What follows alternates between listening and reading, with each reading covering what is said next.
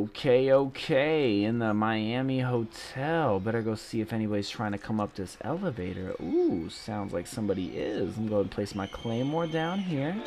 And I'll wait for it. Wait for it. Yes, there it is. Drop to the floor, drop to the floor, drop to the floor. What's up, ladies and gents? This is IDAHODUB with another Call of Duty Black Ops gameplay.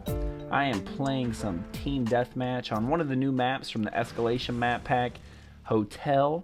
And if you saw that failed contract pop up, or expired contract, all I had to do to get that contract complete was win 3 team deathmatch games, and I didn't. And I've just been struggling. I don't know why, but the new maps, for some reason, I am having a difficult time with.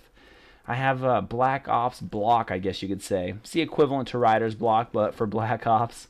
So I've been grinding through that, but you know, sometimes that happens. Sometimes you get into slumps. You know, all great players get into slumps. Doesn't matter what sport it is. So, you know, I've been hanging out with my shooting coach, practicing my shooting, trying to get my technique perfected again. Similar to what Tiger Woods does with his golf swing and his golf coach. You know, I'll be back in pro form soon enough. Don't you worry.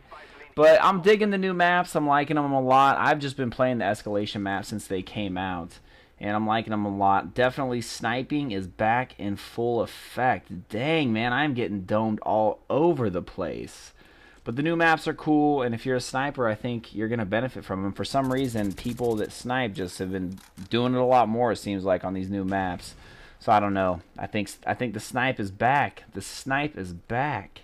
So I'm sure most of you are following, or even if you're not following it, you're probably hearing a lot about it, and that is the death of Osama Bin Laden. And every day, more and more information is coming out because, you know, our government's revealing more information that we've obtained from the raid on his compound.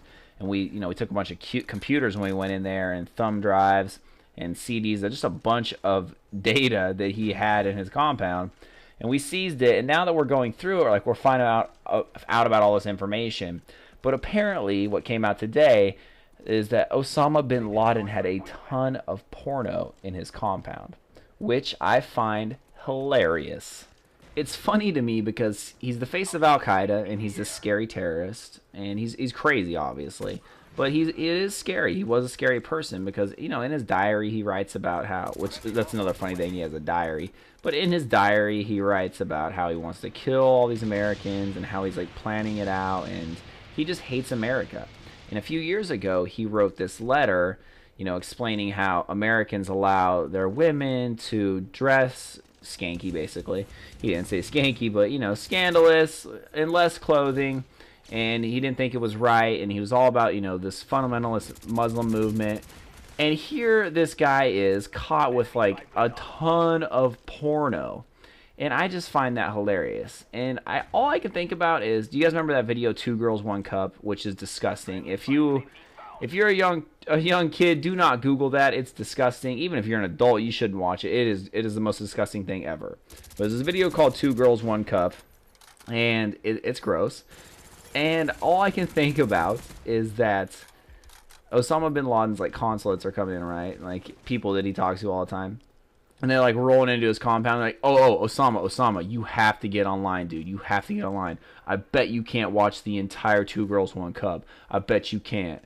That's all I can think about is like Osama. Like, it's so funny to me. Like, what does he do? He's like talking to like one of his messengers or errand boys. He's like, okay, I need an RPG. I need a bunch of euros, and oh yeah, give me a couple new porno mags and bring them back to the crib. Like, what the hell, man? Osama Bin Laden.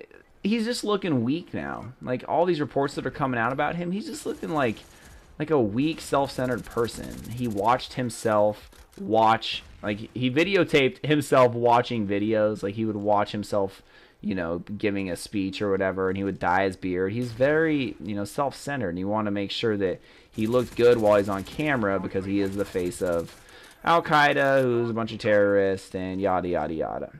But what I really wanted to talk about this video is something that came out because of the attack on Osama Bin Laden, or I guess the assassination of Osama Bin Laden, and that is the war dogs, or the combat dogs. So the United States has dogs, like teams of dogs, that go into combat with the soldiers. And I didn't know that until we killed Osama Bin Laden. And I think that is awesome. So it's amazing to me that we can actually train dogs to go into combat. So here's what the dogs do. The dogs, one, can receive commands. So they have an earpiece in, just like every soldier does. They have an earpiece on their head or in their ear or whatever, and they receive commands and they can follow the commands. And this is perfect timing. Though I don't have the dogs. My teammate, who is beasting right now, has dogs out. But the dogs can receive commands, and then the dogs also, when they're going into combat, they jump out of the planes with a parachute by themselves. They don't have a soldier on there. They're not doing a tandem jump. It's not like a human and a dog jumping together. No, the dog will jump out by itself with its own little doggy chute. Oh, man, I just failed. The old Claymore elevator trick did not work this time. So the dog jumps out, right? So just assume, like, the dog jumps out. It's got its own parachute that self-deploys. Obviously, the dog doesn't pull the cord. It lands, and it has an earpiece in. It's getting commands from its teammates. Like, you know, you're in battle, and the dog is one of your teammates. You don't want the dog to die.